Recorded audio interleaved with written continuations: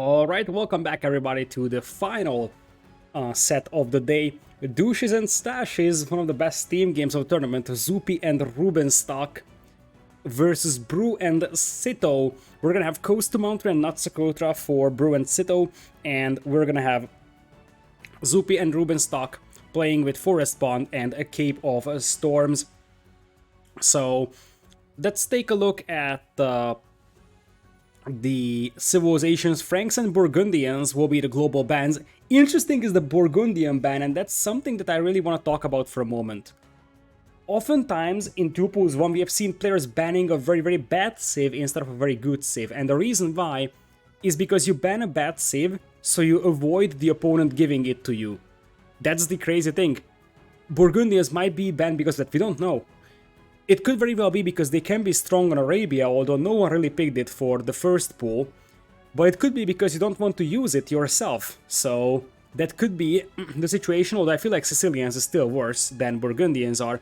With that being said, we have Berbers, Portuguese, Huns, Britons, Mongols for Zuppi+Rubenstock in their first pool. We got Aztecs, Acumans, Teutons, Malay, Spanish for their second pool. Chinese, Lithuanians, Mayans, Ethiopians, Malians for Bruh+Sitaux in their first pool. And lastly, their second pool is going to be Koreans, Sicilians, Goths, Turks, and Saracens. With that being said, we can, I believe, jump into the first game in a matter of moments. So Bruh+Sitaux, they did play in the previous round as well, whereas this is the first showing of Rubenstock and Zuppi in the tournament. So with that, we're gonna have game number 1 coming in. Zuppi+Rubenstock versus Bruh+Sitaux over here for the final set of the day. Once again, the winner qualifies into the main event, whereas the loser is going to be out. So with that, we will be able to jump inside game number 1, and the civilizations will be, especially if Capture Age wakes up. Capture Age, wake up please. It might need a restart. No worries, we'll fix that. We will fix that as well. So it's time to spam some Finland flags. I can already see the Suomi fans cheering for their guys over here. Zuppi+Rubenstock, Viles and Max are already in the main event. They are invited team. As we'll jump into game number 1 here. So we'll see if the second team from Suomi is actually going to be able to get there. With that, we're going to have Bruh on the south in yellow as Chinese. To the right of him is going to be Sitaux as a Franks? This is actually Saracens in red. To the north, Rubenstock playing Britons in green.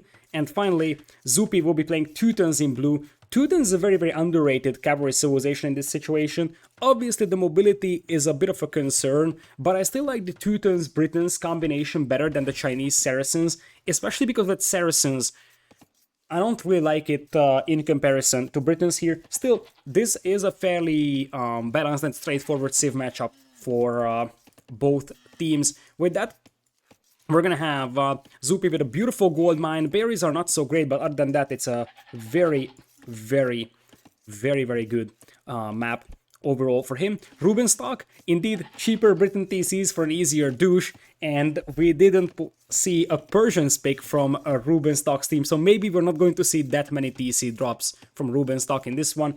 He's got a gold mine at the back that works well. The other gold mine is quite bad, and here comes Sitaux to try and get some early aggression going, try to kill that Voyager. This is a Rhino, and the Rhino attacks faster, so it's much easier to get a Voyager like this killed. And indeed, here it comes. Sitaux loses some HP on the scout, but I feel like if there is one person you don't want to do this against, that's Rubenstock. Because if Rubenstock gets tilted, he's just going to, you know, build town centers right next to your town center in Dark Age, and that's not something that you really want to have.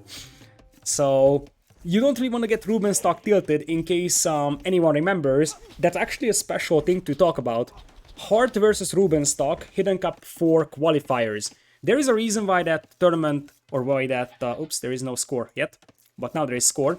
So there is a reason why that series is actually very, very precious to me, because I casted one set from the Hidden Cup 4 qualifiers together with T90, and that was the Hart versus Rubenstock set. And I remember those games where Rubenstock just annoyed the hell out of Hart with those TC drops over there. It was a crazy set, and the reason why that set is precious to me is because after that set, we announced 2-2.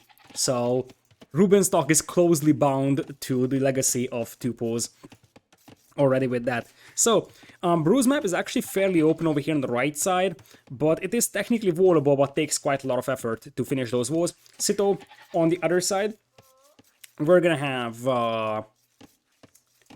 a fairly wallable left side and a very, very underwhelming right side right now for him.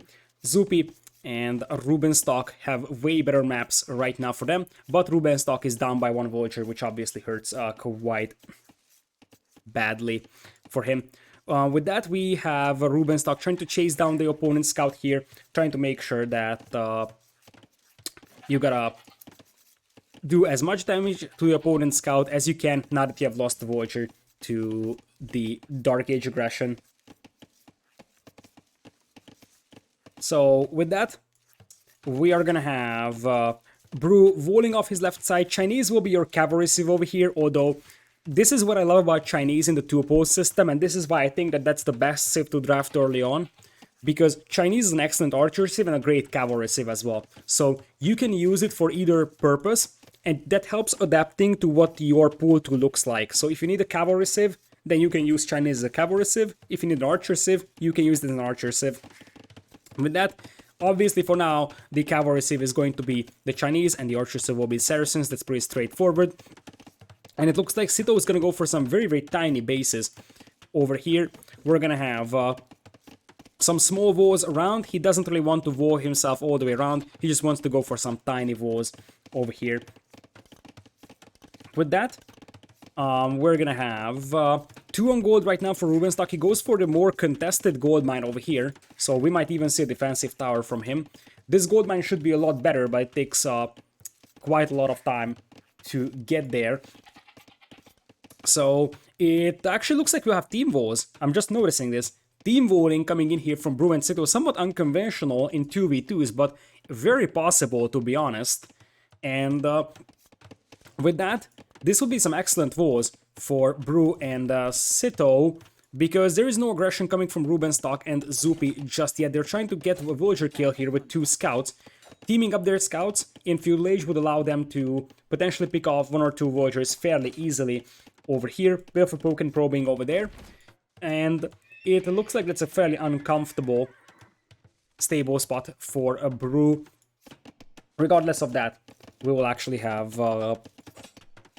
the scouts landing some hits on Zuppi and Ruben. With that, we'll have some walls slowly coming up for Zuppi, already going for stables. Those Teuton scouts will actually have a nice little benefit in Castle Age, and that is that they will receive +1 melee armor, and it also applies to the knights. And a bit of a miscoordination between Sitaux and Bru before they decide that they want to do this with a team wall. And with that, we'll have full walls coming in here for Bru and Sitaux. We're gonna have double range archers on the way. So Chinese, for Bru, he does have horse color and he does have quite a lot of farms. Chinese farms obviously already hold a lot of food on them, but horse color helps a little bit more. And the walls are pretty much up, which means that this is going to be a nice defense over here for Bru. At the end of the day, should have no trouble walling themselves off. And with that, Sitaux is going to go double range archers, and they will have a nice little corner over here for themselves, whereas for Zuppi and Rubenstock, they have to wall individually. That being said, it looks like the aggression will be from Zuppi and Rubenstock, which means that Rubenstock's gold mine here will be fine. This is a bad wall for that gold mine, It would be better if it was like 3 tiles more to the front, just to make sure that those Voyagers don't get picked off by archers later. But as things stand, it is 4 scouts from Zuppi, 4 as well from Bruh moving forward right now. Whereas on the other side, you have 4 archers, 1 spearman currently for Sitaux. Double range play over there. And only 1 range play from Rubenstock, but that is a faster working range. So that actually is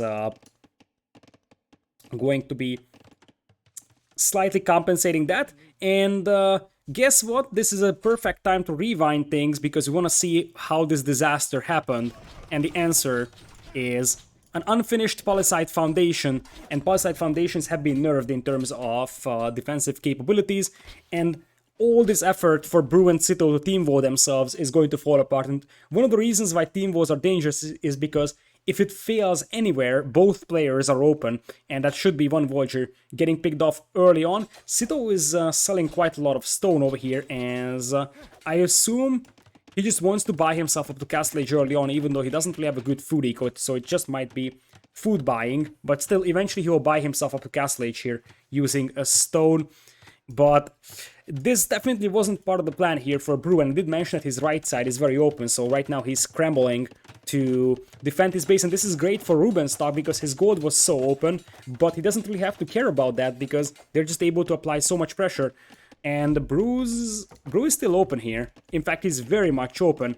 That's not something that Zuppi and Rubenstock will commit to. They believe this is closed, and that helps quite a bit for Bruh, who will quick wall himself on his wood line. For now, it seems like this is a fairly poke and probe type gameplay. Neither of the players or teams are willing to commit to any fight. Waiting for the upgrades, Ruben is just now getting in fletching, so the thing is that Ruben's upgrades aren't really looking shiny overall.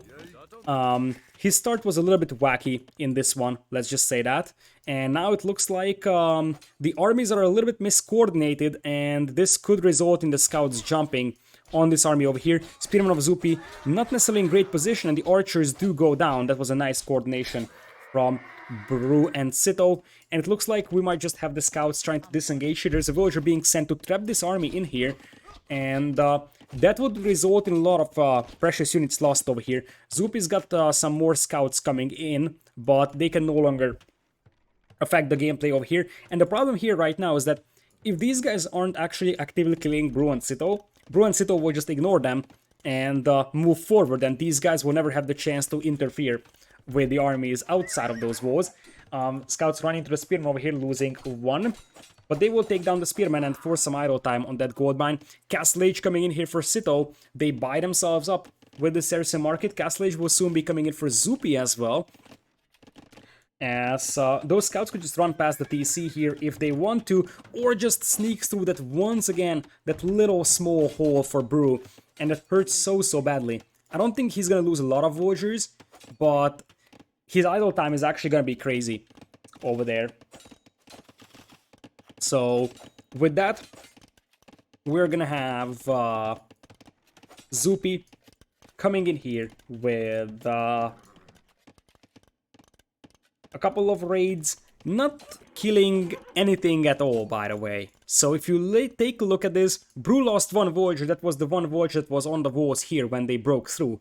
After that, there was absolutely no more kills happening. And the thing is that there is 2 Castle Age players, Bruh and Sitaux, very soon, versus only 1 Castle Age player. Rubenstock has an insane army back at home, 16 archers. But the thing is that he is still not going up to Castle Age. He's going to be at least 1.5 minutes, if not 2.5 minutes, behind into Castle Age, and that could hurt so badly against Saracens, especially if it's because Saracens just melt buildings. So it's not like you will just wall behind and slow this down. I did mention this gold mine. This gold mine could be awfully problematic if crossbows head that way, but it looks like they won't head that way. They will go towards Zuppi.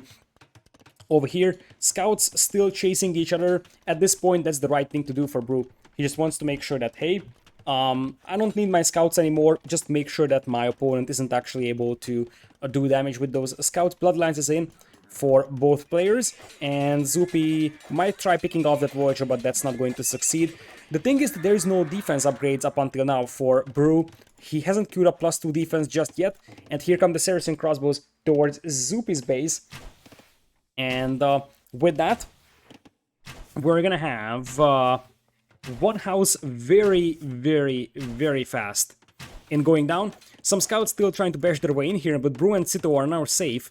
And as I said, the difference between standard crossbows and these crossbows is that they are actually able to get through buildings much faster, so it's a lot harder to keep them out, and that is the real Saracen power spike over there. In general, Britons should clap Saracens in archer numbers, quality, whatsoever.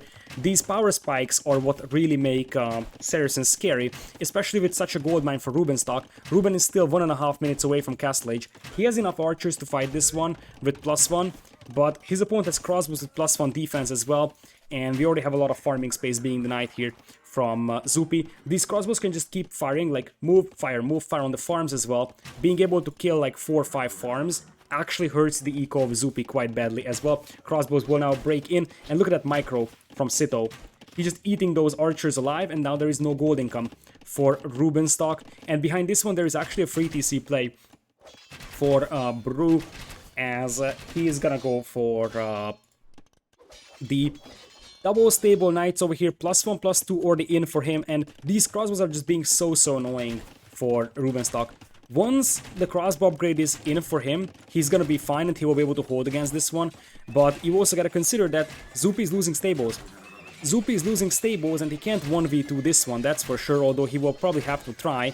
He's gonna have the extra melee armor on those knights, which helps quite a bit against the opponent's knights, but lack of mobility means that they have a little bit harder time catching up with those crossbows that are being microed away, as Sitaux will try to run for the hill here and then fire down hills. Knights are coming in as well for Bruh to act as a meat shield. Here, the sole purpose of the yellow knights is to be a meat shield. Obviously, they do some damage, but the idea is that you want a meat shield in front of those crossbows, and there is more crossbows coming in here. On the other side, crossbows now for Rubenstock pushing out, so Sitaux is gonna be careful. Sitaux is on 3 ranges right now, 2 TCs, and 1 stable goes down from Zuppi. That hurts so badly, he's gonna have to rebuild that as well. And it looks like now Rubenstock is gonna head towards Zuppi, so they know exactly they gotta help out Zuppi somehow here. The problem is that Zuppi is under heavy pressure, so he's about to lose a second stable here, and the Saracen archers do contribute quite a lot to this one. So being able to deal more damage to buildings with these crossbows when the knight's already beating it up actually matters. It, instead of, you know, taking a minute to take down a stable, it takes 40 seconds. That helps quite a lot. I think they will just arrive in time to save that stable, and now that's actually hill advantage for Rubenstock as well. No ballistics for him though, ballistics is in for Sitaux. So once again, the quality of those crossbows will be better for Sitaux, and the disaster strikes! Rubenstock sent all his army to the left, and oh my goodness, that is an absolute jeopardy. They just broke through the walls here and run in, and now Zuppi is half dead, but Rubenstock seems omega dead right now. I mean, his eco is absolutely torn apart. He's got no reliable gold income, no reliable wood income, and now Zuppi is forced to send all his knights here to the left side or right side to clean this one up, but still, at this point Rubenstock's eco is down to 41 villagers, the weakest in the game. He's still 1 TC, so rebooming is also hard. And if you take a look at the other side, behind this one, Bruh had a completely untouched free TC boom. 63 villagers right now compared to 53 from Zuppi, and at this point, if you are Sitaux, just pick off crossbows from your opponent. That's the best thing that you can do. With that, it looks like now that they know that the knights are here, they will move immediately towards the base of Zuppi. Zuppi's at 12 knights, that is 18, but more important, the crossbow numbers are what could be scary. Those are still fairly even, but the ecos, 127 against 98. And with that, we're gonna have knights moving in, +2/+2 knights versus no attack upgrades, but +2 defense. They will jump on those crossbows. Not a lot of meat shield in front of these red crossbows though. Still, they will be successful taking down those knights over there. The knights have some extra melee armor, which helps in this combat a little bit. Rubenstock arriving with the reinforcements crossbows. It's gonna be 29 crossbows against 30 on this screen. That is +1 defense for Rubenstock, +1 as well for Sitaux. But at the end of the day, these crossbows can just camp this hill, fire down hills, and take down that stable, or just disengage That's the alternative. They see that Ruben has a lot of army over here. They can just head towards Ruben. They know exactly about this bad gold mine. And the real problem for Rubenstock is that he's just gonna get outboomed really badly. So 144 villagers against 104. The military numbers are still fairly close right now. The problem that Zuppi and Rubenstock will be facing is that they will just get absolutely outnumbered / beaten to Imperial, if not both. These knights actually show the position of those crossbows, so they can actually track it. And you see that Sitaux takes the hill here to take this engagement. Knights once again will camp the hill. And Rubenstock will try to sandwich these two armies in between his own armies. But there is more reinforcements coming in from Sitaux. They do lose the hill, but they will just retreat for this one. Still free TC boom for Bruh at up to 88 villagers. Zuppi at 59 right now with 2 TCs. Rubenstock and Zuppi combined for 3 TCs, whereas Bruh alone has 3. That's the main problem that they're facing, and that's gonna be a Thumbring coming in, something that Britons will never have. And if you take this fight with Thumbring +1 defense, that's going to be a massive advantage for the Saracens over there. So with that, Thumbring is now in, and that is going to be 34 crossbows with Thumbring against 48 without, and those also have good range. It is worth noting that the pings are somewhat questionable. I think there isn't really a high ping or a super high ping in between these players, so Rubenstock should be able to micro his crossbows fairly efficiently so that he's actually using the range advantage that he's given. Still, you can't deny the fact that at this point, everything that is just even trade is just amazing for Sitaux and Bruh, because their opponents are massively behind in eco, 174 villagers and 118. And look at that zigzagging for Sitaux. He's playing like an absolute beast. Over here, you got Bruh taking the hill here with Sitaux. They might once again leave this hill, and that is because Sitaux wants to retreat. And he wants to retreat because he's going up to Imperial, and Imperial Age Arbs for Saracens will be somewhat comparable to the Obsidian Arrow Arbs of Mayans back in the days. And that was one of the biggest power spikes of 2v2 World Cup. Go for Obsidian Arrow Arbs, early Imperial, and you just melt buildings. Your Arbs will melt the opponent's knights, and they will just destroy TCs very, very easily as well. Rubenstock is not impossibly far away from Imperial either, but he's gonna be at least a minute behind. And if you add the fact that he won't have Thumbring, and the fact that these Arbs could melt buildings very soon, that could be very troublesome. Zuppi is actually trying to do a counterattack on the left side, with the knights. Still a bit of a poking and probing. A random camel gets mixed in here by a Bruh. 156 away from Imperial is Sitaux, and he's juking. Look at all those jukes by Sitaux. He's crazy. He's just crazy. 3 TCs now for Zuppi, but Bruh is now up to 4. Bruh actually doing some nice defense over here with the houses, and the stone walls will dispatch a couple of knights to clean these up. There's +1 attack only for Zuppi's knights, but he's got 5 melee armor against +2, but only 4 melee armor, so that actually evens things out. One thing to consider is that when Bruh gets Husbandry, suddenly mobility advantage will be on the side of him as well in the Night Wars. So 193 villagers against 139. We'll have Imperial Age coming in as well for Bruh, and that problem is that Zuppi is nowhere close to Imperial. And that happens despite the fact that he has a very, very strong farming eco with Teutons. Knights, however, from Zuppi. Oh, this is open. This is open, and that means that the Bruh is gonna have to run all of his knights back over here. Quick Wars coming in here, failing in the last second, and that means that those knights could actually run in if they wanted to. I don't think they will. I don't think they will commit to this one. Sitaux up to Imperial. He's gonna save his crossbows before the Arbalest upgrade. And now you see that Zuppi is telling his teammate, hey, my opponent is over here, and I will soon be facing Arbalest. I think the problem now that Zuppi is facing is that those will soon be Arbalest, and they will start heading towards the base of Zuppi. It is +1, +2 still for Zuppi, and he's nowhere close to imping. Our yellow player is already going up. As I said, that's going to be the main problem for Zuppi and Rubenstock. They will just get beaten to Imperial and outnumbered because their eco is much, much weaker. Arbalests are these are siege Arbalests, so they will take down buildings really fast with the Saracens' chemistry just now coming in. So you see that that gate isn't going to hold at all. neither will the Brax, but more importantly, the stables are the targets, so you actually lower the amount of production that your opponent could possibly have, because you don't know if he's up or not. So, more Arbalest now coming in for Sitaux. He's still missing armor upgrades, but that's basically the only thing that could be problematic. And Zuppi, how is he going to imp when he loses his TCs? That's the other problem, because it seems like he will lose his TCs. Arbalest is now in though for Rubenstock, and it's something to pay attention for. That even though Rubenstock got beaten to Imperial quite badly, now he also has Arbalest.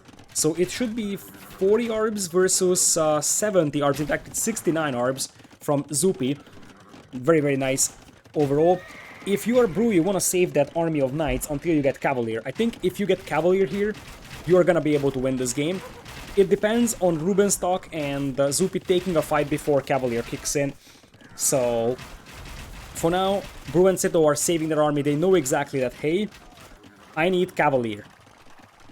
And that is exactly what we're going for. Cavalier and Plate Barding coming in first, as they just keep running away as much as possible. They will actually dive in on the TC and still do quite a decent amount of damage. Luckily for Teutons, you can fit in 25 Voyagers inside, so there won't be a lot of Voyagers killed. 50 seconds away from Plate Barding. Once you have Plate Barding, you can actually start going for it. Over there.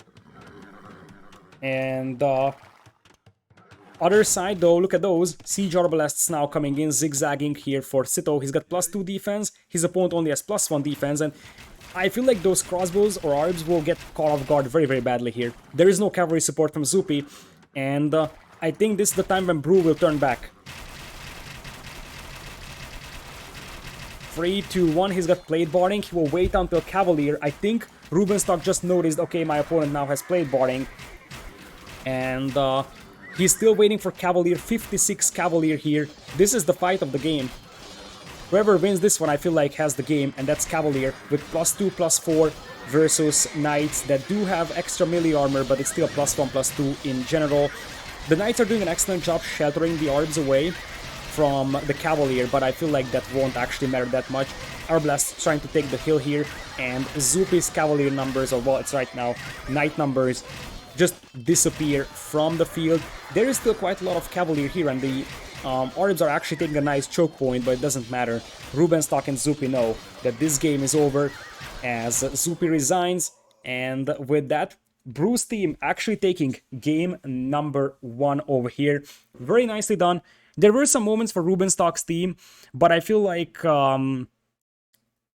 it's hard to say where this slipped, and it probably can be traced back to this early crossbow push into Zuppi's base, because they didn't really have an answer for that. Rubenstock got beaten to Castle Age quite hard, and they didn't have the chance to match the crossbow numbers of Saracens.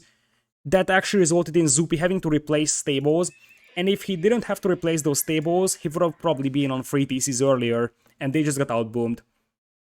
So, with that, Brew's team taking game number 1 over here, but Suomi is well known of their preparation. So let's see what they bring in for their own home maps. Coast to Mountain and Natsukotra are the home maps for Brew and Sitaux. Zuppi and Rubenstock with Forest Pond and Cape of Storms, 2 of my favorite maps, 2 of the unique two-pose maps, not really seen in any other tournament. We're gonna have, it looks like Cape of Storms coming in here for Suomi for game number 2. We'll jump in there in a matter of moments. So welcome to Cape of Storms.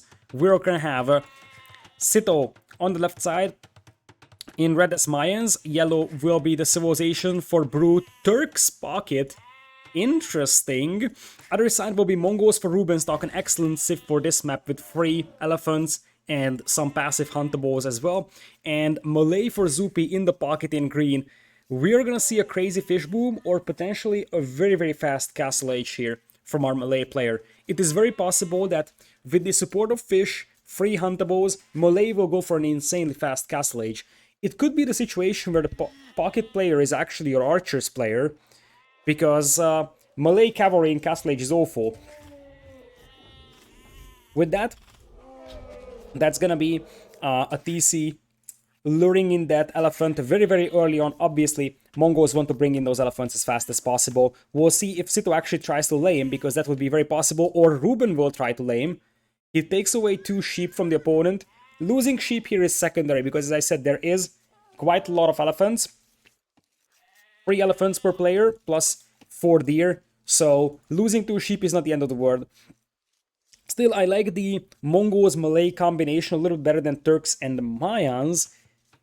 Turks and Mayans are generally strong civilizations. Obviously, Mayans will be your archer civ and Turks will be your cavalry pocket over here. And that means that they will be playing with scouts for the extra pierce armor. Rubenstock will probably be playing scouts with Mongols. The question is what Zuppi is doing with the Malay. Could be a fast castle for crossbows, to be honest. So, with that, we're gonna have the second boar already coming in here for Rubenstock. Don't be surprised to see a very, very fast castle from him. Going for a Voyager on the water, so he will definitely drop a dock here.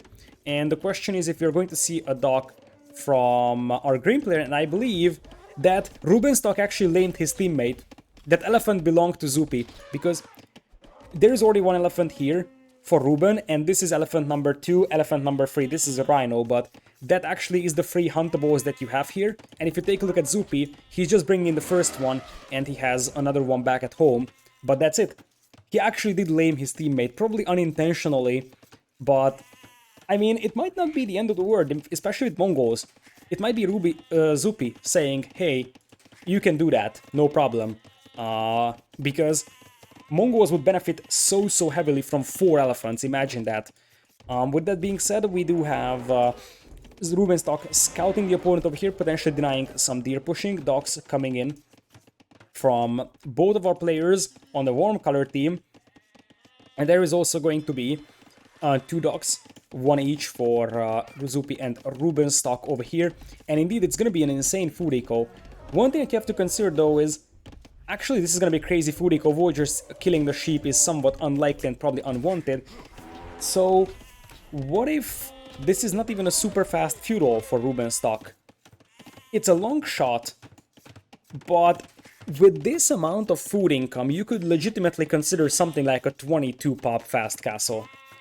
It's 4 Mongols huntables. He is gonna go for fast feudal, but the reality is that this is a 20 pop feudal. Although with the fish that will actually be lower, it is 18 Voyagers, so it's not super duper fast overall. But he's gonna have a crazy amount of food in the bank, that's for sure. Especially with the fish supporting or the hunt over here, and it looks like it's gonna be a scouts build from him. Goes up to feudal right now, but look at the amount of food that he's gonna have, and he still has 1 more boar to use. This is why I don't necessarily think that for a fast feudal play you need 4 boars. You could have just gone for 3 boars.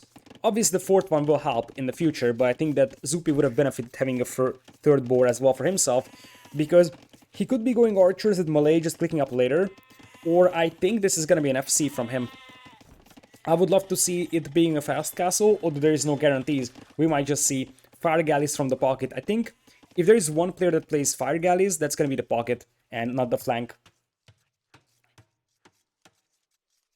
So with that, you are gonna have Vols coming in here for Sitaux. They want to wall off their entire base over here. Walling off the acacia trees will be a little bit challenging, but not impossible by any means, and that would secure this side of the map for you. Obviously the opponents can loop around all the way around here, but that takes quite a lot of time, and I've never seen a team walling off this one and this one as well. There will be some crazy walls.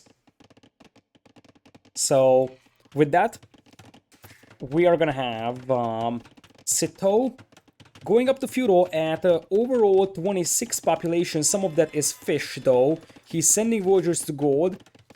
I think it's just gonna be a straight archer play overall for our red player, and for our yellow player this is going to be most likely just scouts supported by some fishing eco. We got an eagle from Sitaux being picked off by the Suomi team, and there's the fast table for Rubenstock. He's going to see that there's an boar over there, and he could definitely take that. I hope he sees it. By the way, compared to the previous game, they flipped colors, but that's acceptable here, considering that this map is color-coded, so it is always yellow and green being close to the edges of the map. With that, it looks like Sitaux is just about to finish the wars over here. The scout is trying to pick off the villagers. Sitaux will be unsuccessful. Sitau's team needs those wars because that's the game plan from them. Look at this. Full wars and just booming behind that one, I believe. But now it's actually going to be able to finish the wars over here. The scout still being annoying, but at the end of the day, it won't actually be able to stop those gates, 2 stone gates being dropped by Sitaux. But I did mention that walling acacia trees is very, very hard, and that could backfire so badly for Bruh and Sitaux. I like the game plan, but the execution is somewhat underwhelming over here. Sitaux still no effort to wall that wood line off. It's so hard to spot such a hole, but that is 2 villagers down, I believe, from Sitaux. He already lost 1. And now deletes the gates. This is even worse. Deleting the gate to save that villager that wouldn't have been saved anyways. Now this is open even if you wall this off. So this is perfect for Rubenstock and Zuppi. They're doing the exact same type of walling, and Zuppi is actually going for archer range as well. So basically, he's just gonna play 1 versus 2 on land, and I believe that Zuppi just plays water and booms behind this one. Look at those nice and cute tiny walls for Zuppi over here. Goes for a completely unnecessary mill, but he needs that. There is no berries on this map, which means that you don't build a mill by default, but you need a mill for farms. So you have to settle for a kind of unnecessary and dumb looking mill like this. Horse color just now coming in for Zuppi. So apparently he's not going to commit more than 4 fishing ships to fishing, and really those wars are failing Bruh and Sitaux. I like the concept, and apparently that's the entire game plan for them for this tournament. Just go for 4 team wars. Now it's 4 wars, and guess what? Mayan stone wars are actually quite cheap. You can just drop them and reinforce these wars with that. Still, now it's going to be the fire galleys sailing through the waves and hitting the fishing eco of the opponent. Fire galley just now coming in for Bruh. 66 eco compared to 65. Bruh actually went up to 8 fishing ships overall, whereas Rubenstock has 3 idle fishing ships here, 4 fishing ships overall for Zuppi. Still, those 2 fire galleys will actually start punishing the fishing eco of Bruh very, very heavily, as the first fire galley is just now in second dock coming in for Bruh, but that fishing eco is going to be idle for quite a while, so we might even see Suomi getting another dock here. This is a nice one from Zuppi. He's going to have a dock here, which actually allows him to get fire galleys into combat a lot easier, because one thing that's problematic is reinforcing your ships on this map. It takes so much time to sail from the right side to the left side all the way around. So with that, it looks like we'll have an outpost and a house here for Zuppi. He wants to make sure that he sees if enemies are coming from this direction, but the enemies are pushing this side right now. Rubenstock, learning from the previous game, he actually goes for a defensive tower on his gold mine, making sure those archers won't be able to hit it. Gonna be quite tight, only 3 villagers building that tower. Oh my goodness, Rubenstock. You bring a heart attack to Suomi fans, I believe. Like a legit heart attack. So, the tower goes up. It's going to be fine for Rubenstock. It's worth pointing out that most of the stone is on the north, so making a tower means that you need to venture very, very far away to get any kind of stone for additional town centers. It looks like we'll have a couple of famous and well-renowned Mayan fire galleys over here, and fire galley micro here is more about, you know, just sending fire galleys in and avoiding demos. You can try to ride the waves and use the hill advantage, because the hill advantage and disadvantage rules actually apply on this map just as much as they apply on land engagements. So if you use these water hills, which are actually waves of the sea, well, you will be able to get a nice little advantage on water. So it's a little bit more micro heavy than normal over there. With that, it looks like a fire galley will actually try to slow this push down over here. Nice walls from Rubenstock with the stone walls stopping this one. Slow reaction over there from Bruh, loses a lot of HP on the scouts. First to Castle Age is going to be Bruh though. He had a fairly untouched fishing eco for most of the time. Second will be Rubenstock over here, but keep in mind that Zuppi could click up and still reach Castle Age slightly faster because he is melee, and I wonder if he wants to go for like a forward range siege type of a shenanigan here, like just push the back of Bruh's base, because there's a sneaky villager coming in here, and I saw a ping on those walls. Archers for now holding for Rubenstock. He will just go for crossbowman defense for now. And with that, fire galleys once again being brought in by Zuppi. Here's the deal. Balancing your water and land spendings is extremely hard on this map. If you underinvest into water, you will just get outboomed through fish. If you overinvest into water, you're just going to get clapped on land. And there is going to be something forward over here. Sitaux will click up in the near future over here. But that's gonna be 2 Castle Age players versus 1. Zuppi could go for War Galley and finish off the opponent's fishing eco. By the way, Bruh still has 5-6 fishing ships, whereas Suomi is now adding more. Now that they have a confident control over water, they also add quite a lot of fish. 89 villagers compared to 78. The scouts, which are actually now light cavs from Turks, by the way, and they do have the extra pierce armor as well, will actually break into the base of Rubenstock and could cause some trouble. The archers can't run past the castle or the TC over here. Let's see what Zuppi thinks about this forward position over here. No War Galley upgrade just yet for our green player. There's a couple of light cavs that will be annoying on such a wood line. Acacia trees are very easy to overchop, and because of that, it is extremely dangerous just to have a couple of light cav inside your eco like this. But an early crossbowman will actually swing the battle in the favor of Rubenstock here, and it would be a disaster for Sitaux to lose all his archers to crossbows. He wants to engage, but this is going to end up being a good fight for Ruben. Neither of the archers do have +1 defense. It looks like Ruben wants to use his range, and he's not committing to this one though. This is a disaster. He lost like 6-7 crossbows not trying to fight this.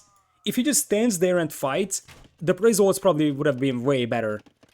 Oh my goodness. He went down to something like 10 crossbows.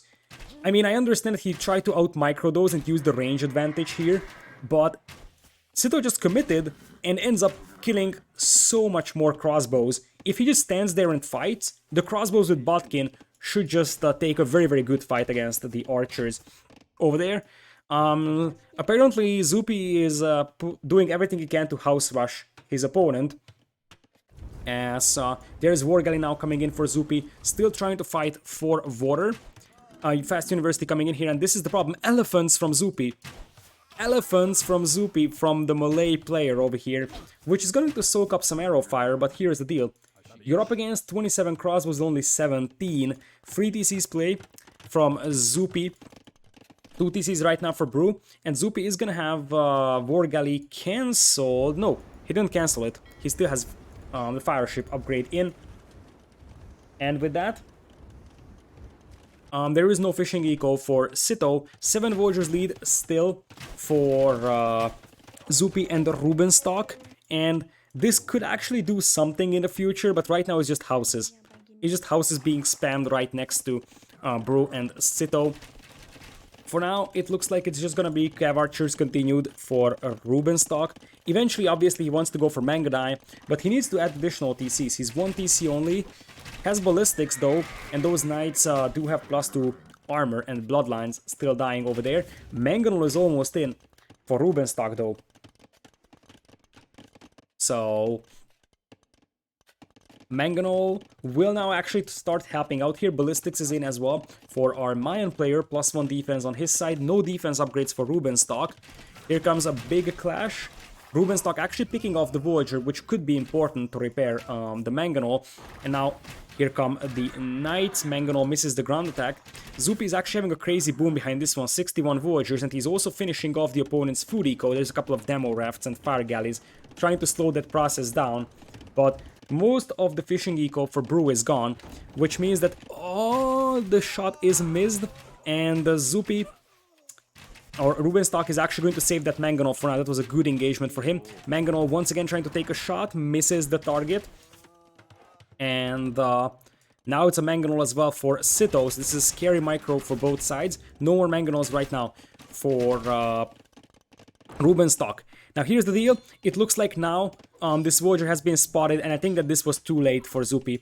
I think he just noticed the walls, but it also looks like Bruh actually noticed the houses as well, and he's gonna pick off the villager, which is important because that was a archer range denied over there.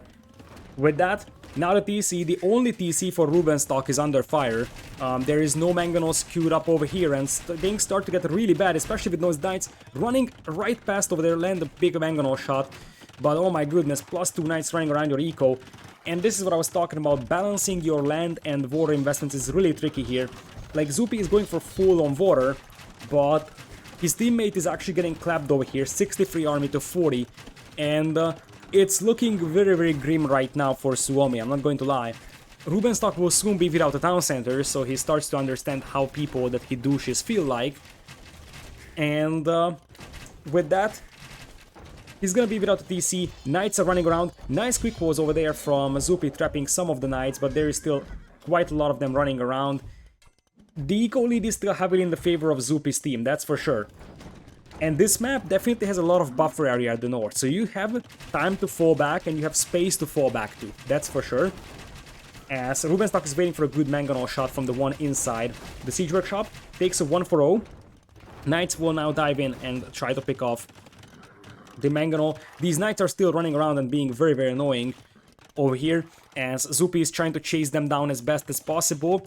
The siege workshop still standing, and Zuppi is still 85 villagers. So don't underestimate the comeback chance over here just yet. There is going to be melee infinite fish traps working for him.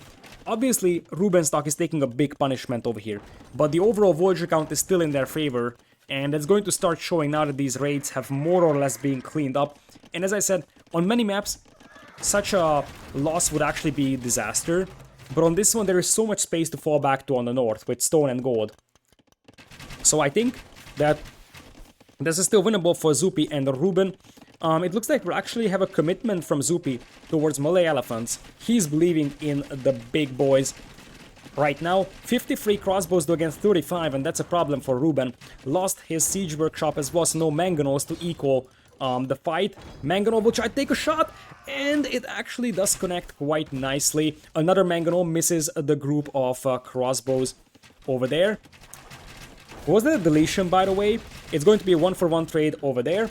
And now it is going to be Elephantarinos moving in to soak up the arrow fire. They're not necessarily good at that. They have very low pierce armor. Elephants are more about numbers here for melee rather than actual, you know, quality. The siege workshop kind of has to go up because Rubenstock needs another mangonel. And right now, Zuppi could actually try getting a defensive castle up over here to slow this push down as much as possible. The siege workshop has been stubbed, but Zuppi is going into Imperial. But what is going to be his imp composition? That's the question. He's stonewalling the north, so they're definitely preparing for a late game. And they're just going to move all their eco to the north, especially Rubenstock. But what is your imp composition? You have 4 elephants right now. And usually when it's early imp for melee, it is Arbalest. But elephants here wouldn't really convince me that much. I don't think that Zuppi has a good enough eco to flood elephants here with only 6 on gold. University goes down as well. For Rubenstock, there's a mangonel on the way that he cancels. For now, he's gonna go for additional TCs. And look at those knights. Brew pings his teammate, hey, they're expanding to the north. And we already have siege workshops coming in here for Bruh+Sitaux. They look like a team with good team chemistry. So now it is 157 villagers against 148. Rubenstock is busy relocating his base. He's imping. Rubenstock is imping with 57 villagers. Oh my goodness. Oh my goodness. And now it's gonna be probably Mangon was pushing from this side as well. Brew is not far away from Imperial and he could go immediate bombard cannons with his knights. You see the red pings? They are telling us that, hey, there is where Zuppi is most likely. They will commit against this TC. And Zuppi is going to lose 2 extremely important gold mines, by the way. Somewhat unfortunate that 2 of his gold mines spawned over there. And overall, Zuppi doesn't have good gold income. Because they're losing the north. There's already a siege workshop up, knights arriving from the north as well. And it looks like we're actually going to be up for a 2-0 here. For Bruh+Sitaux. Because now it's Elite Battle Elephant. Sure.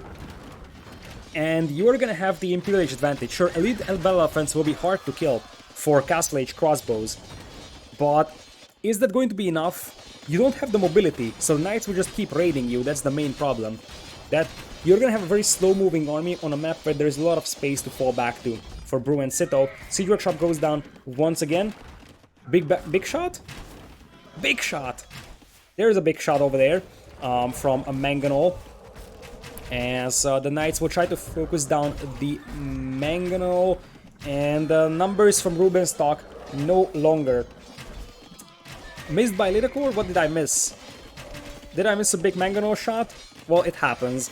I don't even know where it was, to be honest. Still, Imperial Age for Rubenstock with 23 armies, 70 army against 48. And I feel like this is the typical, you know, imp into GG scenario. Because at the end of the day, I mean, Ruben's army isn't impressing me. And look at this, knights are flooding on the north, 1 minute away from Imperial is Bruh, he's already getting rams out to take these TCs down, and it could even be just 4 Castle Age pressure, because I don't think melee elephants with just 4 pierce armor are actually good enough against that many crossbows. You see that it's actually going to be enough for Zuppi to hold, but not enough to counterattack with this one, and it's going to be awfully inefficient cost-wise. 181 Voyagers for Bruh, 140 for Zuppi's team. Suomi is gonna be down by 2 games over here. I did not expect this one, to be honest. I thought it's gonna be a competitive series, but so far Bruh+Sitaux are stomping Suomi over here. It would be a heartbreaker to see Zuppi and Ruben exit this early, because when I looked at these matchups, I was like, oh yeah, this should be Zuppi and Ruben series, and I'm not so sure anymore. Imperial Age is still quite far away from Sitaux, but I think if they get there, then that's going to be enough. 2 conversions on the elephants as well, make life even harder. Those are Mongol arbalests, quite rarely seen in the competitive scene, but I think what's more problematic is that now it's Turkish Cavalier, and it's soon going to be kept Vams as well. Bombard cannons could come in, which would be, I think, the best thing to do here. Just take those TCs down very, very easily. This is not a good fight for Sitaux by any means, although you have to add that he's got +1 defense and his opponent doesn't. So Sitaux is actually trying to commit to this one, knowing that his opponent is not really good with numbers. And we got Bruh coming in, just keeps raiding from the north with Cavalier, takes down this TC as well, still no kept ram, but now Zuppi's eco is also sort of falling apart, 96 Voyagers. The eco for Sitaux isn't amazing, he's only 77 Voyagers, but he is gonna be in Imperial, and Malay, or Mayan army is relatively cheap, so you don't need 140 Voyagers for Mayans. You're probably good with like 90-ish, so it's not the end of the world for Sitaux that he doesn't really have the numbers, and Rubenstock just can't catch a breath. Zuppi and Ruben call it, and Bruh+Sitaux take game number 2 as well. Oh boy. I think it's one thing that Bruh+Sitaux are winning this. The bigger problem for Ruben and Zuppi is that they are losing fairly decisively. So these aren't super duper difficult wins for Bruh+Sitaux. Both of these games, they have a firm control. And with that, we would go to the final home map of Suomi, Forest Pond. They have Huns, Portuguese, Berbers, Aztecs, Cumans, Spanish remaining versus Lithuanians, Ethiopians, Malians, Koreans, Sicilians, and Goths. And the thing is that Forest Pond is not really suitable for a douching, so that's not really going to be an option for Rubenstock over here, although you should never underestimate that. But this could be a map for some surprising shenanigans, let's say. With that, we'll jump into game number 3 over here. So if Capture Rage does cooperate, we'll get into the game in a matter of seconds. Capture Rage? Okay, here we go. So, welcome to Forest Pond. I'm actually very, very proud of this map because, believe it or not, I have a cool story with this map. It's going to be a fairly passive Dark Age, so I have a story to tell about this map. When 2+1 came, I was like, I was always a person that loved Hideout as a map. And I had an idea, what if we do a pond in the middle of Hideout? Would it be possible? And I messaged Krazini, who was doing, I think, some of the maps for 2+1, but not all of them. And asked, is it possible? And Crosini was trying for some time and he said, I'm sorry, it's not possible. And I was ready to say that, okay, I will just come up with a different idea because it appears that we cannot do this. And then Crosini sent me a message next morning and said, look, I couldn't sleep. I had to do this, and he actually made it happen. So the only reason why this map exists is because Crosini didn't give up on that. And now we have this beautiful map for us over here. It's basically hideout, what with a pond in the middle. So with that, we're gonna have Sitaux as Koreans in red. On the south, we'll have Lithuanians for Brew in yellow. Right side will be Rubenstock as Spanish in green. And on the north, we are gonna have Zuppi as Portuguese in blue. Yeah, I'm seeing that comment that it actually looks like Moisty Bypass. I actually tried what happens if you try Bypass with 2v2, because it would have been fun to see. Can you imagine how chaotic the Hidden Cup Bypass would be in 2v2? It would be super, super chaotic. But it doesn't work. That is, I think, a 2-player map. Or at least, it didn't work in the version I tried. Still, this map is going to bring us a lot of excitement. There is some similarities between this map and the previous map, Cape of Storms, and that is balancing your water and land spendings. If you actually go for too much water, you are going to get pushed from the outside. If you go for too few, you are going to get outboomed on water. Fun fact, Suomi used up Malay in the previous game, but I remember that in 2.1 this was a frequently played map, and Malay were used very frequently by Team Secret back then. For this map, secure the water control and then just have a Malay fish boom. I remember Viper had like 20 fish traps, 30 fish traps on this map in one of the games that they played on this one. So with that, we're gonna have dogs coming in here from apparently everybody. So we're gonna have a bit of a party on the water. Quite a lot of villagers on food for Sitaux. Is this the right build, man? 8 on wood.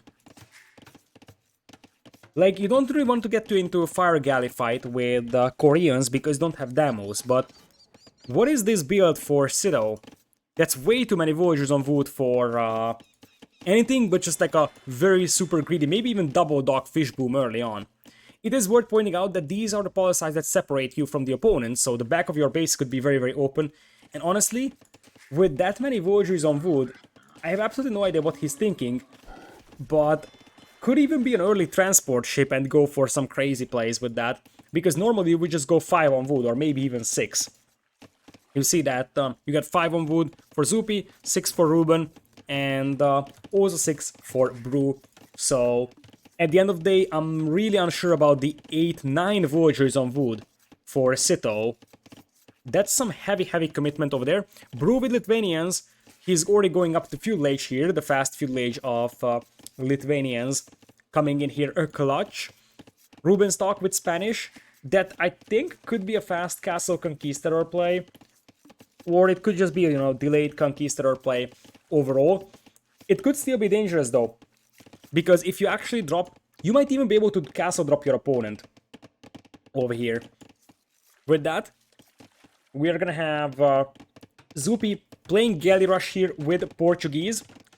So you see that he's sending all the villagers to wood. 4 of these villagers will go for gold. He might even be fine with 3 because he's Portuguese, so his lower gold cost. And Sitaux apparently is fast castling this into War Wagon, now that I look at it, because he's still not clicking up, he's super heavy on wood. So I guess it is a crazy fish boom into fast castle War Wagons, most likely, because you see that Sitaux is having a crazy wood income here, but with that, he should still be able to go War Wagons, and we're going to see War Wagons versus Conquistadors most likely, and it's going to be 1v1 on water between Lithuanians and Portuguese. Obviously, Portuguese will have a massive upper hand over Lithuanians here, even though they're 20 seconds behind into Castle Age, because the Portuguese will have the higher HP and the cheaper gold cost on their ships. Those two combined actually help defeat Lithuanians. Lithuanians will also be on free docks over here. and dog blocking these crossings will mean that your back is not exposed to aggression. These are the best dog spots for later times when you want to fish from the middle of the pond. Isn't this tournament Empire Wars? No, it's not. It's not an Empire Wars tournament. I had an Empire Wars tournament before, Empire Wars Duo last summer, but that was Empire Wars. This is not Empire Wars. And the reason why Forest Pond wasn't part of that tournament is because I felt like, you know, Empire Wars, Forest Pond start, everybody would just go straight to Castle Age. So with that, it looks like we have some big walls coming up. We will have Zuppi walling off this side of the map. We will have a big yellow stone walls coming in for Bruh. So they are aware of the fact that it's gonna be Conquistadors versus War Wagons, and whichever player is up against the Conquistadors will wall of the right side, and whichever is up against the War Wagons will just wall of the left side. So both players will just wall it off. Now, here's the tricky thing. As we have some Fire Galley fights over here. First Fire Galley from Bruh is hitting the fishing eco of Rubenstock, whereas Zuppi for now is just fighting off those Fire Galleys, but he's not sending any towards the fishing eco of Sitaux. So Sitau's fishing eco right now is completely untouched. So here's the deal. Even if you stonewall the sides, 2 petards can blast through those, so you gotta be careful with those walls. Sometimes you even see a second layer of stone walls just to make sure that a single set of petards isn't enough. So, as I said, Zuppi should have the upper hand in the water engagement, thanks to the fact that he's got the Fire Galleys of Portuguese. But here comes a demo from Bruh. There is no demo to trade it off with for Zuppi right now. He is just bringing in 2 demos himself. This demo from Bruh is trying to get a good connection, and so far will be unsuccessful doing so. With that, we're gonna have Zuppi slowly falling behind on water, and that is looking worse and worse, to be honest. Sitaux actually selling quite a lot of wood to go into Castle Age, so that was the part of the build here, probably. That's why he was so heavy on wood. He wanted to sell some wood to go up into Castle Age. He's on the way up, and you see that he's 8 on stone. So that's gonna be War Wagons. In fact, it's gonna be a very aggressive War Wagons. The villager from Zuppi gets picked off by the scouts and villagers, and that's gonna be a castle drop in the face of Zuppi. Oh my goodness. Suomi might exit this one 3-0, because the right side is gonna be stonewalled, so Rubenstock, he's actually faster to Castle Age than his opponent, but what is he going to do against those stone walls? Whereas this is going to be a legitimate, genuine castle drop from Sitaux over here. First towers, it's not even castles, it's first a guard tower, and that guard tower is going to secure a lot of ground for you as well with Koreans. And there is one thing here. If you actually get cornered in here, this could very well be just a guard tower rush. It might not even be War Wagons. If you guard tower all the way around here, like guard tower here, here, here, here, and here, your opponent will be pretty much trapped within his own base. And if he's trapped within his own base, then there is nowhere to go, because your back is completely open. Ruben up to Castle Age, and he is buying some stone, goes for Conquistadors. It looks like Zuppi actually wants to go for defensive towers, or maybe even a defensive castle at some point. You see that he's mining stone. Currently, we do have better Fire Galley numbers for Zuppi, so he's slowly winning water. But one thing that he's not doing is pressuring the fishing eco of Sitaux. Sitaux has 5 untouched fishing ships, whereas take a look at Rubenstock. This is the difference between Zuppi and Bruh here, and I think Bruh is playing this one better. Sending a Fire Galley to kill the opponent's fishing eco. Finally, that happens as well for Zuppi, but those fishing ships were alive way too long for Sitaux, and that is why they still have a 7 villagers lead. Here comes some demos, nice connection over there, another nice connection from Bruh, but there is the castle drop in the face of Zuppi, and where is he gonna go? He's gonna go for a defensive tower, goes for stone walls, but I mean, at this rate, Sitaux is going to afford a second castle in a matter of moments. So I feel like at this point just start making War Wagons, take this house down, and the next castle is gonna be some round over here. Zuppi's villagers will get pushed off from the berries as well. Oh my goodness. Feels bad. And honestly, if this is a 3-0, that's gonna be one of the biggest upsets of the qualifiers, because we knew that Bruh and Sitaux are good players. But 3-0ing Rubenstock and Zuppi would be crazy, and this is what I was talking about. Double layer stone walls. The reason why you double layer is because there is the petard coming from Rubenstock. It's only one petard, which is not enough, but this is why you double layer. If you just have a single layer, the petards will blast through and the conquistadors will run past. This is why I have to double layer Palisade, or Stonewall this one. Here comes another tower from Sitaux, and considering that no one is gonna garrison that watchtower, there is a chance that the next castle from Sitaux will be some round over here. Oh my goodness. This game feels over. Because Rubenstock, oh look at that, it's like, I'm through the walls, Zuppi, I'm through. And then another layer of walls. And I feel like at this point, Bruh just needs to add more layers of stone walls. You see that Rubenstock wants a castle drop here most likely. Another petard coming in. So he wants to castle drop Bruh. But I think if that is not a get out of my game castle, then there is no such thing. That's the dirtiest castle I've ever seen. It's actually within the range of this tower, I believe. And it is right in the face of Zuppi. I think if it goes up, everybody knows what the result of this game is going to be. Zuppi's got nowhere to go. Zuppi's got nowhere to go. And these conquistadors are also not getting through the walls. There is a petard coming in for now, as Bruh is just trying to slow this one down as much as possible. On the water, if you take a look at this, Zuppi was so much pressured that Bruh pushes him back. And it's one thing to lose, but honestly, when I looked at this matchup, I thought this is gonna be the closest set of the day.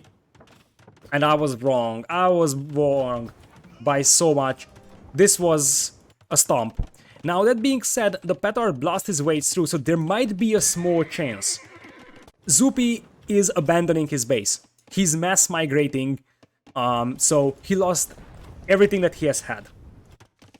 But there will be a chance that now Rubenstock will do the exact same thing to Bruh. And what happens if you kill the two players over here? Because something similar is actually going to be the case here.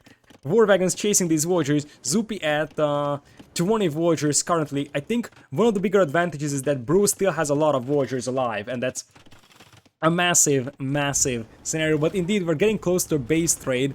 Sitaux is bringing the villagers. Do you know what Sitaux has on his mind? A castle here. Because, oh, Zuppi is like, Ruben, save me. Oh man, it looks like Bruh is doing a mass evacuation as well, running to the far left for a new town center. Oh my goodness, what is this game? What is this game? And you know what? The appropriate behavior from Zuppi would be from take these villagers and build a TC here. If it's a legit base trade, I'm going to cry from happiness. Add it to the list of crazy things we have seen in 2 qualifiers.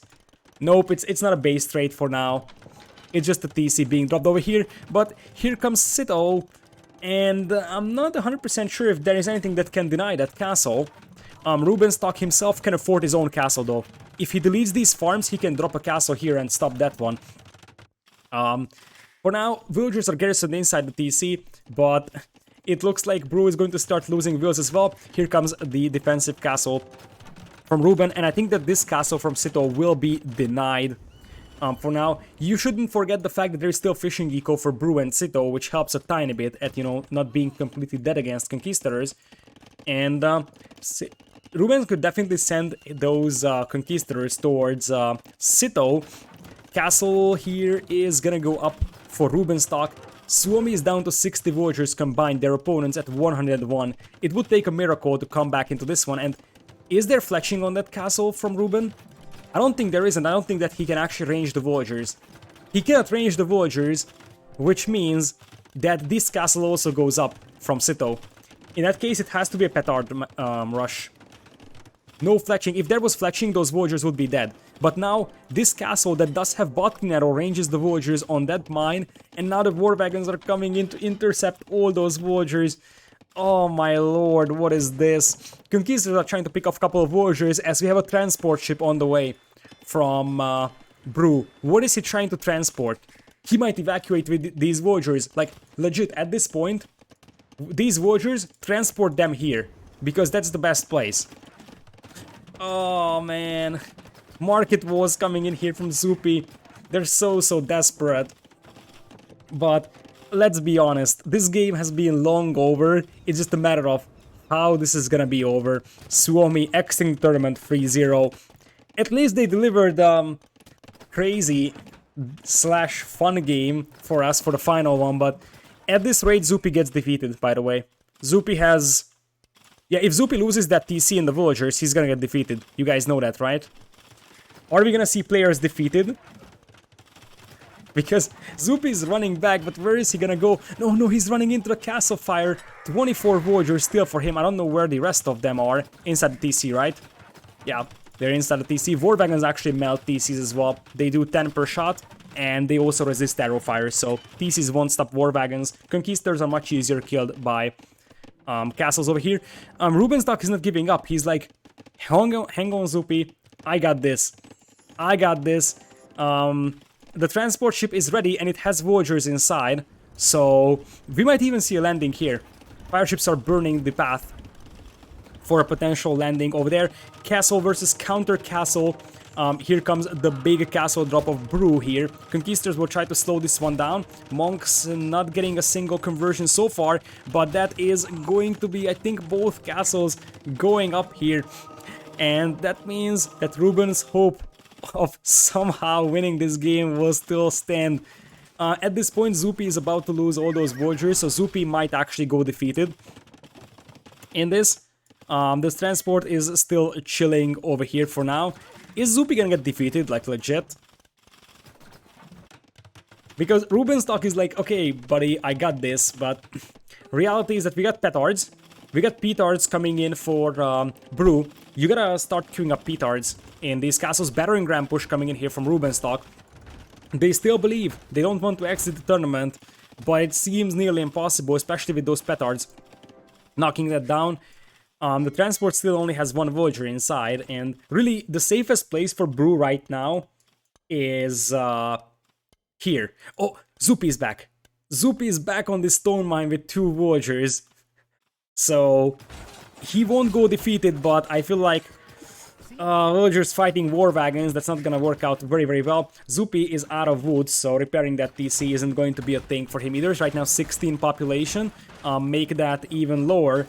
And 15. He's gonna go down to 2 population, but he will call it before he would actually get defeated. Brew's team pulling a bit of an upset over here, not necessarily in terms of the win, it's in terms of the score. They just stomped Suomi, and it's a heartbreaker for Zuppi and Rubenstock. They won't be there in the main event of Tuples to an excellent set over here, but very, very nicely done by Bruh+Sitaux, I have to say. Really credits to them for being prepared, having good team chemistry, and they will have their shot in the main event.